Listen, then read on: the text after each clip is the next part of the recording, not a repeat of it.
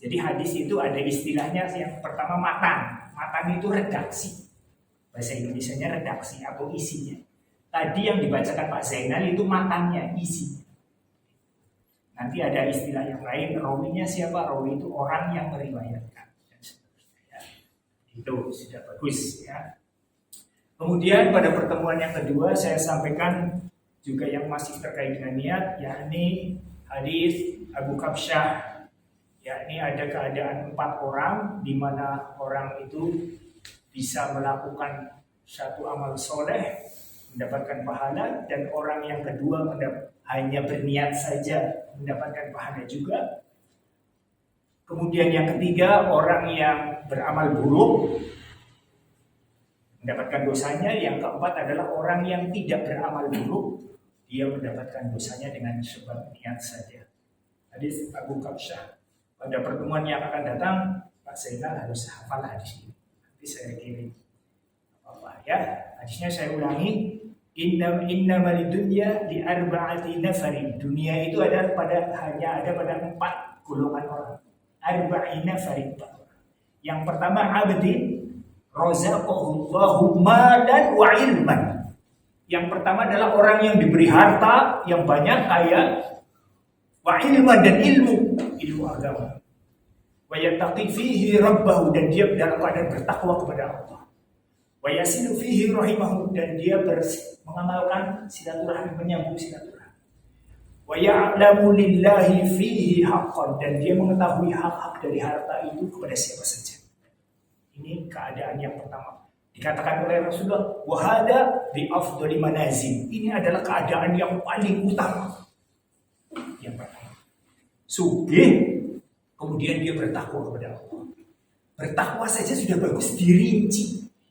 Wa yasilu fihi rahimahu, dia selalu menyambung silaturahmi. Ya, orang sengit kalau evene, sengit kalau harusnya ketemu melengos. Apa kok ngindar Pak hati orang ditekani, disowani, nek perlu digawangna apa, itu namanya menyambung silaturahmi, diapiki. Nek kan wis genah apik, urut ketemu silaturahmi wis genah. Aku dolan ngene paksa apa, orang ana apa-apa yang dolan biasa. Tapi orang yang menyambung silaturahmi itu begitu banget. Sengit karo ketemu beplengos. Orang belum ketemu malah ngidor. Nek nontonnya ngomongnya elek-elek. Nah, orang itu legowo, ngalahin. Tekani silaturahmi ini. Nek perlu digawakna. Apa buah, apa kesenangannya apa? Gawakna. Itu menyambung silaturahmi. Wa yasilu fihi rahimahu, dia menyambung silaturahmi. Wa yattaqi fihi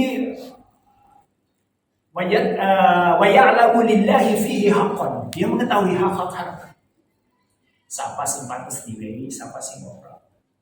Wong orang mesti dia dalam keadaan kelihatan miskin. Ada orang miskin itu ada 2 dalam Al-Quran. Yang pertama orang miskin dan dalam keadaan meminta-minta, menunjukkan kemiskinannya, meminta-minta. Secara vulgar meminta-minta, ada yang di jalan dan sebagainya. Meminta-minta. Ada orang yang miskin tidak meminta-minta, disebutkan dalam ayat Al-Quran. Namanya al-mahrum. Al-mahrum itu orang yang mengharumkan dirinya dari meminta-minta sebab miskin dengan menjaga kehormatannya. Yang melarat, yang kurang, tapi kalau jalur-jalur dia aja ngasih. Kalau diberi, dia terima. Tapi dia menjalur orang. Ini orang yang dipuji oleh Allah. Di dalam surat Al-Insan. Namanya al-mahrum, lisaili wal mahrum. Sedekah itu lisail. Sail itu orang yang meminta-minta, wal mahrum orang yang tidak minta-minta. Jane kurang, jane butuh, tapi dia menjaga kehormatannya. Dia tidak mau minta. Nah, orang itu harus tahu, harus jeli. Nah, itu namanya wa ya'lamu lillahi fihi haqqan. Itu keadaan yang pertama. Keadaan yang kedua, seorang hamba abadin ya razaqahullahu ilman, Allah beri dia ilmu, wala malan, dan tidak Allah beri harta. Wong melarat nek ora ya pas-pasan. Tapi ilmunya mencukupi. Wa huwa shadiqun niyati, dia mempunyai niat yang shadiq. Wa yaqul, dia mengatakan, "Lau anna li malan la amiltu bi amali fulan." Nek nyong sugih nyong arep kaya. Arep sedekah, arep bangun masjid, pondok pesantren dan sebagainya, bantu anak yatim, fakir miskin, semuanya dia bantu. Seperti orang yang kaya tadi. Dia dikatakan oleh Rasulullah, wa huwa shadiqun niyati, dia mempunyai shadiqun niyati, niat yang bagus. Yaqul, dan dia mengatakan, hadis ini mengatakan, beliau mengatakan yaqul, artinya orang itu sampai melafadzkan, lau anna li malan la amiltu bi amali fulan. Nek aku sugih nyong yar kaya. Kata Rasulullah apa? Fa ajruhuma sawaun. Maka pahala bagi orang ini keduanya sawaun, sama berarti. Ini bukan kata saya, ini kata Rasulullah SAW. Orang yang hanya berniat saja melihat seseorang amal soleh dari orang lain, dia tidak mampu melakukannya, kata Rasulullah, wa ajruhuma sawaun, dengan niatnya ini pahalanya sama. Ini luar biasa kasih sayang dari Allah. Dua orang ini sama, yang satu beramal, yang satu niat. Ya. Yang ketiga, abdi, seorang hamba, razaqahullahu malan, Allah beri dia harta, wala ilman, tetapi tidak dikasih ilmu. Kemudian apa?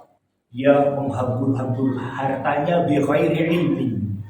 Dia hamburkan hartanya itu dengan tanpa ilmu. Istilah yang musik roya, ngawur. Pas-pas mana meneh ngasih orang bahasa gampangannya roya.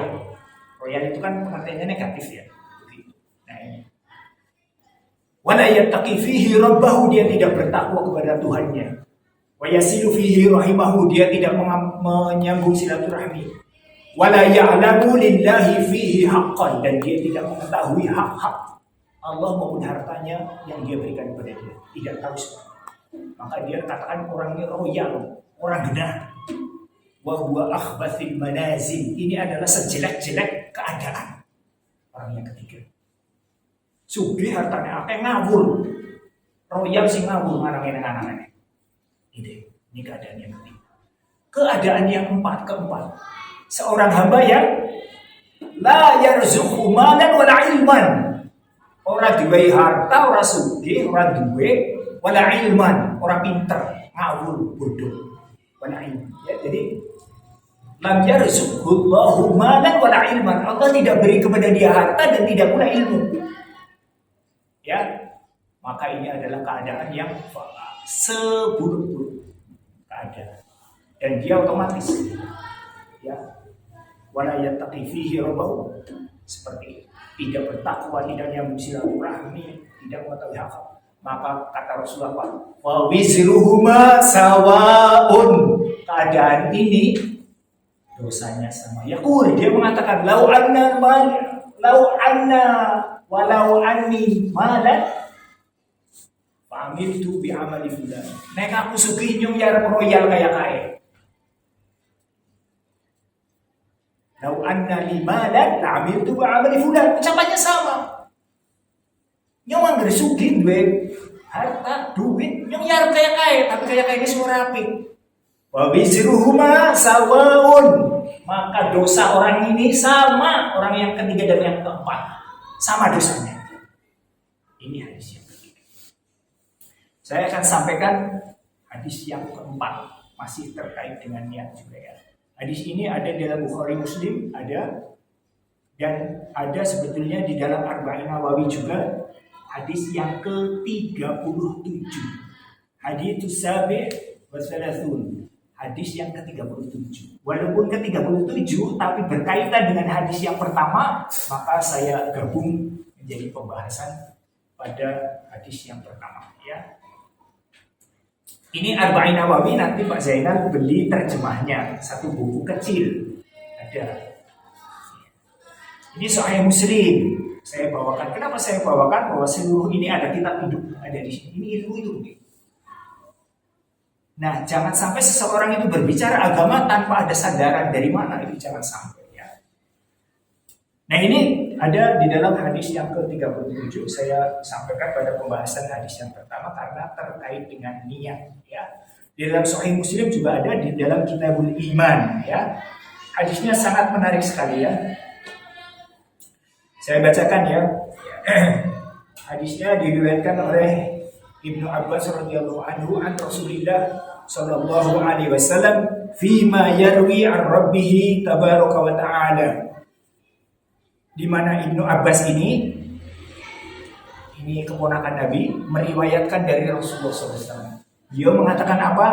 Fima yarwi an rabbih tabaraka wa ta'ala. Bahwasanya fima yarwi berkaitan dengan apa yang disampaikan oleh Tuhanku yang Maha Suci. Rasulullah mengatakan begitu, bahwa Allah yang Maha Suci itu mengatakan begini. Inilah yang disebut dengan hadis qudsi. Hadis qudsi adalah Rasulullah mengucapkan sesuatu menyandarkan bahwa ini adalah ucapan Allah. Itu namanya hadis qudsi. Di sini beliau mengatakan fima yarwi ar-rabbihi, bahwa berkaitan bahwa Allah itu meriwayatkan seperti ini. Qala innallaha, sesungguhnya Allah kadabal hasanati wasayyi'at, bahwasanya Allah itu mencatat kebaikan dan sayyi'at dan keburukan. Summa tabayyana dzalik, dan kemudian menjelaskan masing-masingnya. Ya. Allah mencatat hasanat, kebaikan dan sayyi'at dan keburukan, dan Allah menjelaskannya pula. Summa tabayyana dzalik, menjelaskannya. Yang pertama, faman hamma bihasanatin, siapa yang berniat untuk hasanah, suatu kebaikan. Dengan kata-kata di sini hamma, ha mim ditasydid, ha mim ditasydid, diucapannya hamma, ham ditahan, hamma. Faman hamma, siapa yang niat bihasanatin, dengan satu kebaikan, falam ya'malha, kemudian dia tidak jadi mengamalkannya, kata bahallahu indahu hasanatan kamilatan, maka Allah catat di sisinya hasanatan kamilatan, satu kebaikan yang sempurna. Orang itu sudah niat mau berbuat baik ya, kemudian apa?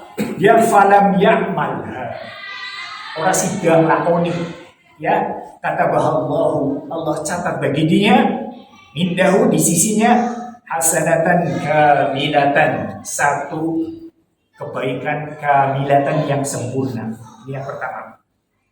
Wa in hamma biha fa'amilaha, dan jika dia sudah berniat dengannya, fa'amilaha, dan mengamalkannya ya, wis niat terus dilakoni, kata bahallahu, maka Allah catat baginya azza wa jalla, yakni Allah azza wa jalla mencatat baginya asyara hasanatin, 10 kali lipat, ila sab'i mi'ati di'fin, sampai dengan 70 ya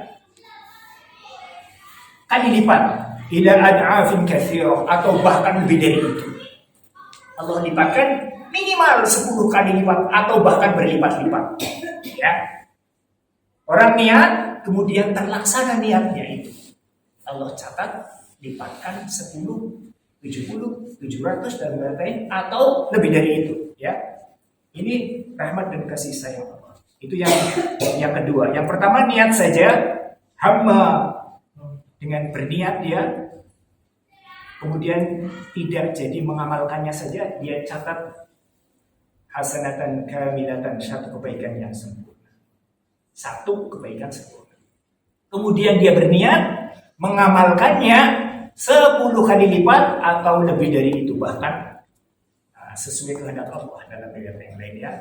Kemudian yang ketiga, wa man hamma bisayyi'atin, siapa orangnya hamma bisayyi'atin, berniat untuk melakukan keburukan, falam ya'malha, kemudian dia tidak jadi melakukannya, kata bahallahu indahu hasanatan kamilatan, dia sudah berniat melakukan suatu keburukan, amal yang buruk, amal kemaksiatan, kemudian falam ya'malha, dia tidak jadi melaksanakan. Maka kata bahallahu, Allah catat bagi dia indahu, di sisinya hasanatan kamilatan, satu kebaikan. Ya. Wa in hamma biha fa'amilaha, dan dia sudah berniat untuk melakukan keburukan, fa'amilaha, dan melaksanakannya. Ya, kata bahallahu lahu indahu, ya, sayyi'atan wahidatan, maka Allah catat bagi dia di sisi Allah hasanatan sayyi'atan, satu keburukan saja. Ya, saya ulangi, orang berniat kebaikan, tidak falam ya'malha, tidak jadi, Allah catat hasanatan kamilatan, satu kebaikan yang sempurna. Kemudian orang faman hamma bihasanatin, melaksanakan kebaikan, berhamma, berniat, fa'amilah, mengamalkannya, maka 10, 70, 700 atau sekian kali lipat Allah lipatkan sesuai dengan kadar amalnya. Bukan satu lagi, minimal 10 pahalanya. Kebaikan. Itu yang kedua. Yang ketiga, waman hamma bisayyi'atin, orang yang berniat keburukan, falam ya'malha, tidak jadi melakukannya, maka Allah catat kata bahallahu hasanatan kamilatan, dicatat dia meninggalkan kemaksiatan, berarti satu kebaikan yang sempurna. Yang keempat, orang berniat waman hamma bisayyi'atin, dengan keburukan, fa'amilah, dan mengamalkannya, maka Allah catat hanya satu keburukan saja. Itu hadisnya. Ya, penjelasannya apa yang dimaksud hamma ini terkait dengan pertanyaan Pak Tanto kemarin. Gangger ulang-angan kayak caranya kepengin, ya, itu tidak masuk kategori hamma. Orang Arab mengatakan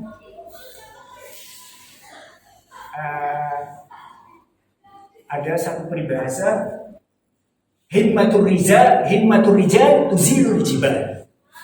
Orang Arab itu mengatakan karena wong lanang kok ketone semangat banget ya, apa-apa tas semangat. Orang mengatakan himmatur rijal tuzilul jibal. Semangatnya seorang laki-laki tuzilul jibal, bisa meruntuhkan gunung-gunung.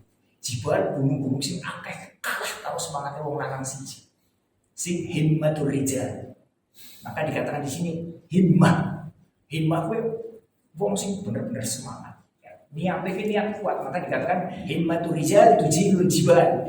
Himmahnya seorang laki-laki itu bisa meruntuhkan gunung-gunung. Artinya semangatnya luar biasa. Maka di lafaz hadis ini dengan kata-kata hamma, siapa yang ini bahasa Indonesianya tekad. Niat dengan tekad itu kuat, tekad ya. Ya. Niat yang lebih kuat itu namanya tekad. Dia bertekad. Nah ini. Maka ini adalah pengertian hamma adalah bertekad dalam bahasa Indonesia ya. Kemudian saya sudah ringkaskan ini ya. Orang yang berniat itu ada 4 keadaan ya. Orang yang tadi mengamalkan atau tidak mengamalkan itu akan dirinci dalam keadaan 4 ya. Orang itu melakukannya, yang pertama yang tadi melakukan dengan dia mengilmuinya akan mendapatkan kebaikan yang sempurna ya. Kemudian orang yang tidak melakukannya dalam keadaan dia sudah mempunyai niat, maka dia bisa jadi tidak melakukan satu perbuatan yang sudah diniatkan, tapi dia ganti Pak Hadi dengan perbuatan yang lain lebih utama, dia dapat 2 Pak Hadi. Yang niat kebaikan, orang sudah dilakoni tapi melakoni sing lebih utama, pahalanya dapat 2.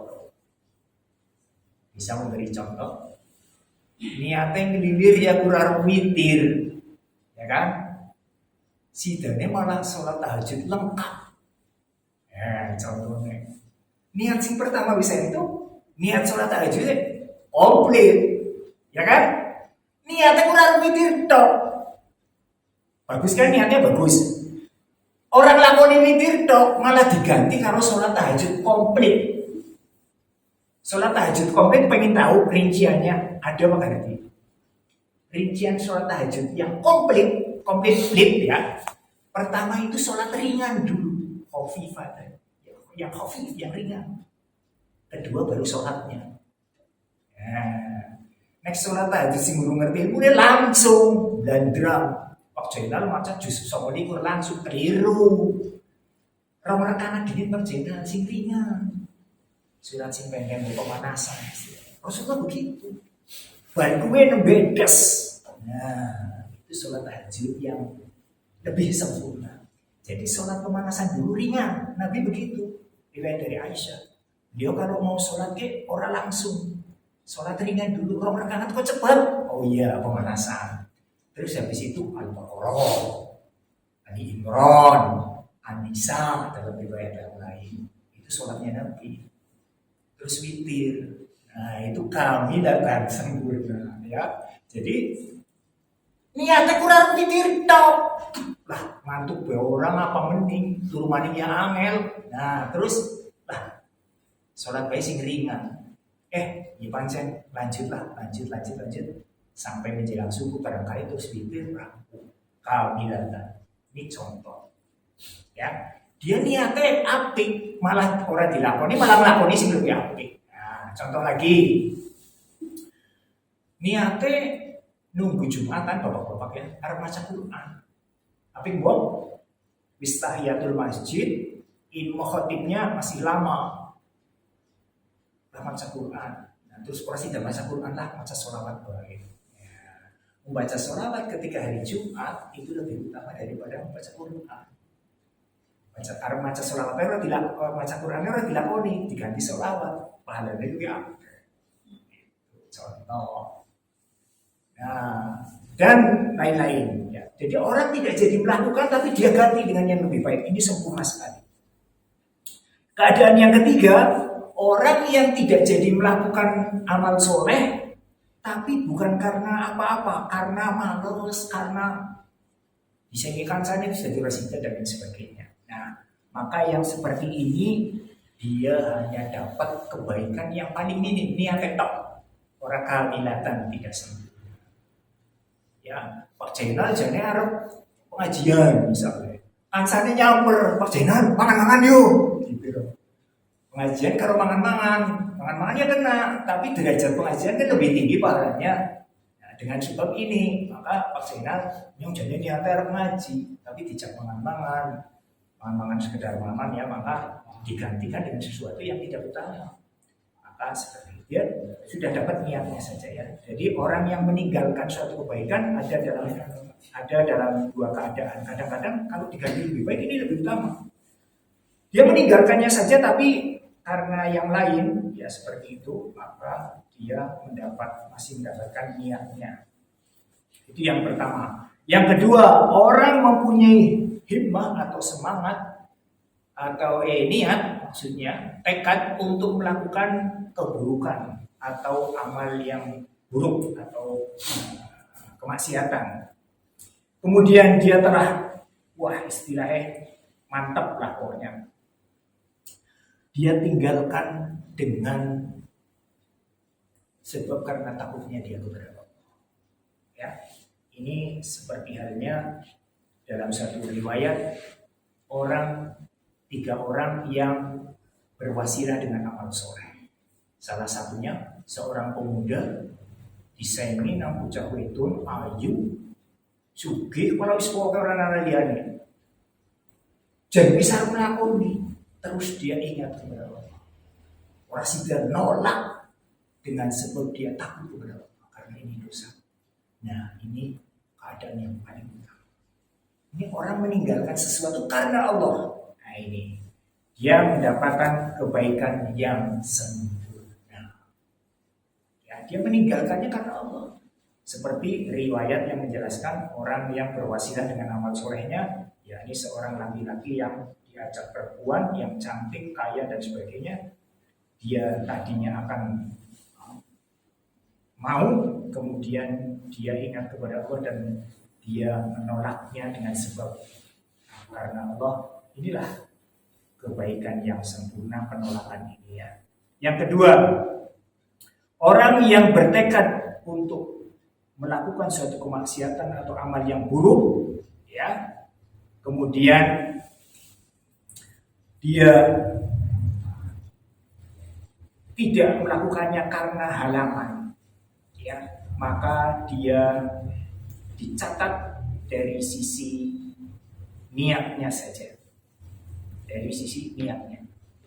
Jadi orang itu sudah bertekad untuk melakukan keburukan-keburukan ya, tapi terhalang karena keadaan, ya, maka dia dicatat mendapatkan dosa dari sisi niatnya. Wong arep nyolong, ora sida nyolong, sing ronda kan, sing ronda waspada banget.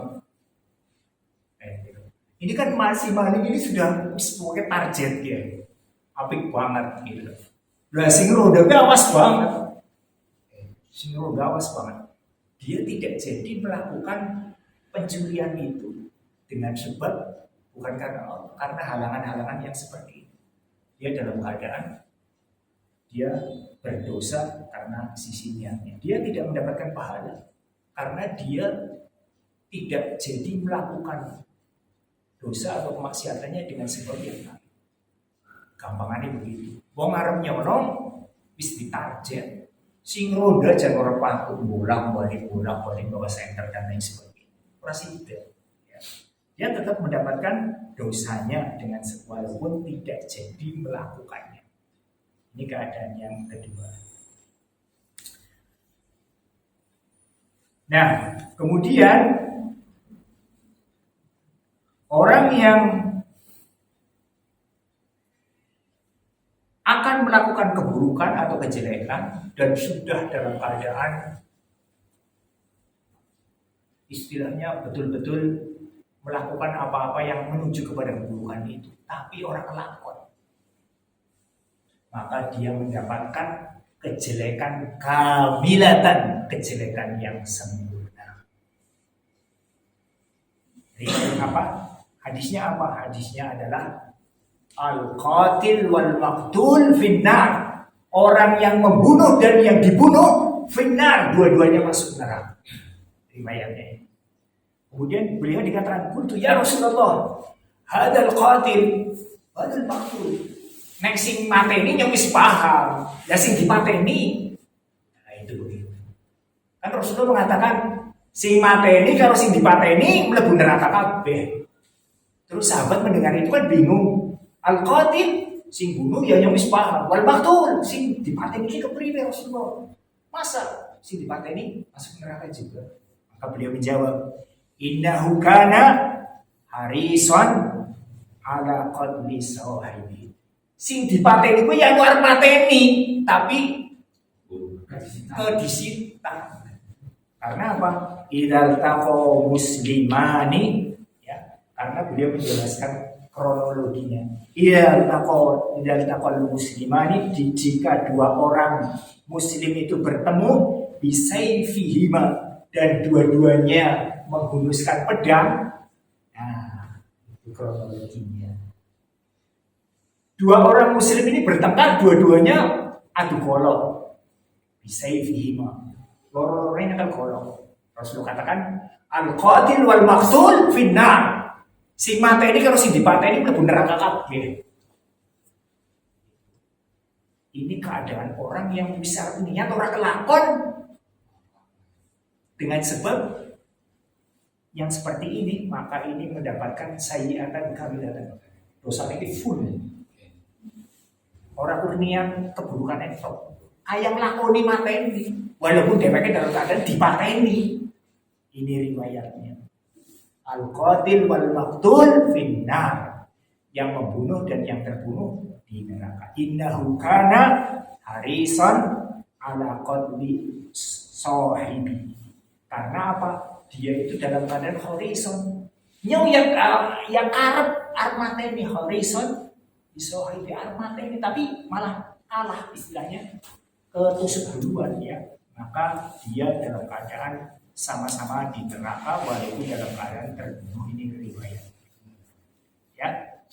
Arep nyolong sing ronda waspada banget ya. Ini yang pertama tadi ya.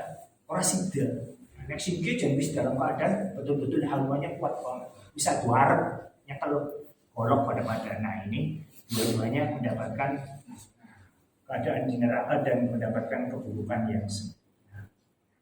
Ya. Sehingga dari keadaan penjelasan ini maka melakukan atau tidak melakukan kebaikan itu ada tingkatan-tingkatannya. Melakukan keburukan atau tidak melakukan keburukan juga ada tingkatan-tingkatannya. Kemudian pahala itu berlipat-lipat 10, 70, 700 atau lebih dari itu bisa dengan sebab-sebab tertentu. Contohnya sebab waktu. Pada sholat pagi waktunya beda, pahalanya beda.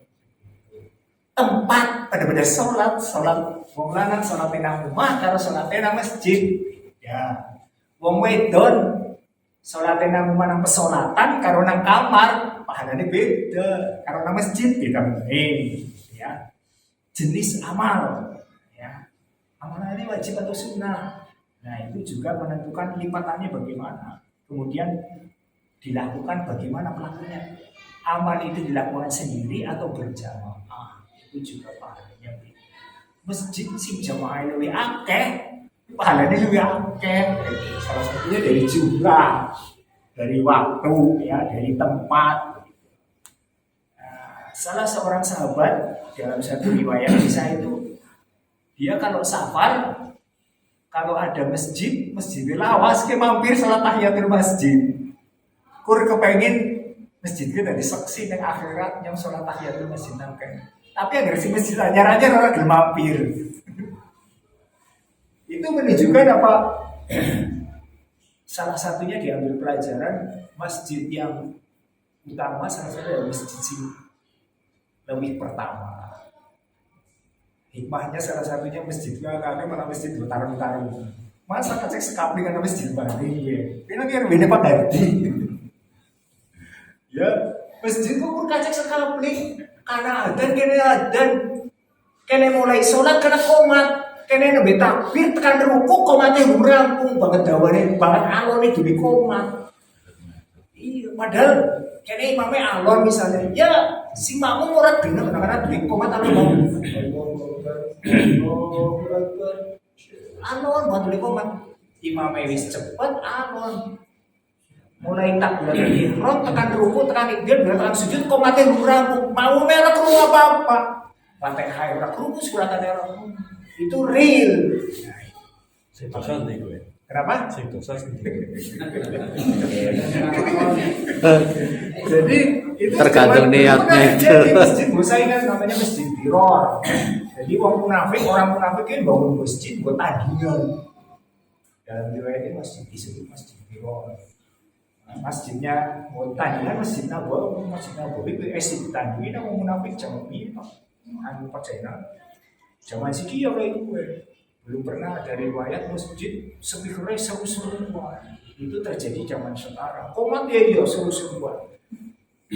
Nah itulah salah satunya dalam saya mendapat riwayat sahabat itu sholatnya aja karena mengambil salah satunya istilahnya dia kepengen mempunyai banyak saksi dia berkiamat dari amal solehnya dia dengan sholat tahiyatul masjid.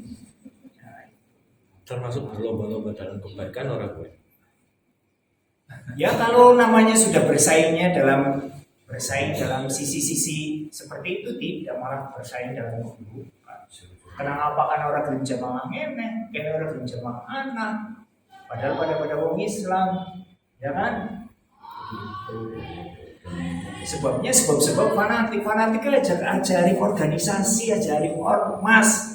Saya selalu ulang-ulangi fanatik itu kepada para sahabat Nabi. Hadisnya harus hafal maksudnya. Falau anna ahadakum anfaqa mithla Uhudin dhahaban ma balagha mudda alaihi wala nafisa.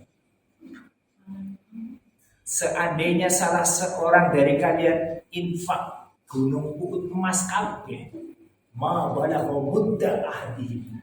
Ora banding karo sekepele infak para sahabat Nabi. Wala nafisa, separone be ora. Pak Zainal membaca radhiyallahu anhum dalam Al-Quran, itulah ujian kepada para sahabat. Fanatik hari ini enak.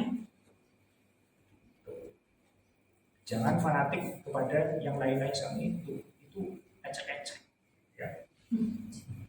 Iya, fanatik itu kepada para sahabat Nabi. Orang yang dipuji oleh Rasulullah, dipuji oleh Al-Quran, disebut wasabiqunal awwaluna minal muhajirin wal ansor. Besar bantah kepriwe. Muhajirin dan ansor sama orang anak dia. Abu Bakar, Umar, Utsman, Ali dan sebagainya. Abu Hurairah dan apa yang lain, muhajirin dan ansor. Apa? Masih difanatiki aja dia dia ormas siapa? Nah, itu maksud saya gitu. Itu dipuji oleh Al-Quran, dipuji nang wong Allah ora kabuna, dipuji nang Al-Quran arep bantah apa? Saya sebutkan ayatnya banyak yang lebih dari itu, yang lebih pujian-pujian dalam bentuk yang lain, dalam kata ganti dalam Al-Quran yang menyebutkan bahwa itu adalah kata ganti untuk para sahabatnya. Ihdinas siratal mustaqim. Sabedina doa salate ihdinas siratal mustaqim. Siratal mustaqim kuwi dalane sapa? Dalane sahabat Nabi, itu tafsirnya. Untuk orang namanya itu yang harus difanati. Ya. Jadi jamaah rahimahullah. Jadi sekali lagi ya, ini adalah pelajaran untuk kita semuanya, bahwasanya orang dalam keadaan melakukan suatu kebaikan atau tidak melakukan kebaikan itu semuanya ada konsekuensinya di hadapan Allah Subhanahu wa taala, ya. Di sini disebutkan waman hamma, dengan dalam keadaan berniat bertekad, maka singkur kepengen tok, angan-angan tok, seperti pertanyaan Pak Tanto kan, dah begini-begini, itu tidak masuk dalam kategori niat yang sampai kategori tekad. Ya, niat pun belum dalam kategori niat apa? Makanya para ulama menyebutkan definisi hadis atau sunnah itu dengan kata-kata ini. Apa yang dimaksud dengan sunnah atau hadis? Itu kata-katanya ini Pak Hadi. Namanya hadis atau sunnah itu definisinya adalah ma'udhifa ila Nabi sallallahu alaihi wasallam. Apa yang disandarkan kepada Nabi min qaulin, dari ucapan, au fi'lin atau perbuatan, au takririn atau takrir persetujuan. Nah, ini yang keempat. Wa mahamma bi fi'li. Apa-apa sing diniataken arep dilakoni. Nah, ini kan. Wa man hamma bi fi'li. Kanjeng Nabi kuwi arep niat arep nglakoni huruf kelakon. Contohnya apa Pak Ganti? Pak. Contohnya apa? Puasa. Nah, puasa tanggal berapa? 9 bulan. 9 bulan bulan Muharram.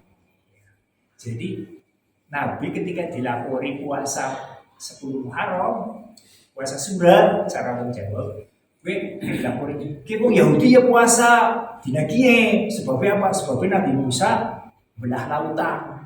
Nganggo tongkat di palangan, jret, metu lautannya ninggir kabeh, terus gue nyebrang.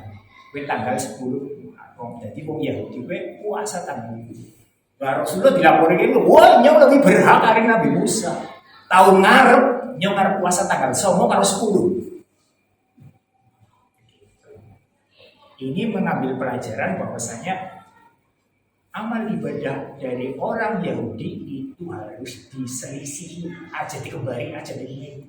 Oh Yahudi puasa tanggal 10 bae Nabi mengatakan, oh nyong lebih berhak.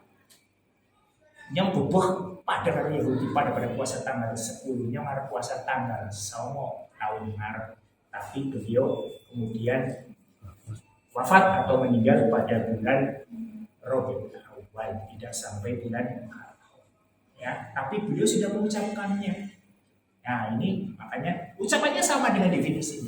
Wa mahamma bi fi'li. apa-apa sing wis dinyatakan harus dilakoni, burung kelakon. Nah ini maka seperti itu. Insya Allah kita lanjutkan pada kesempatan yang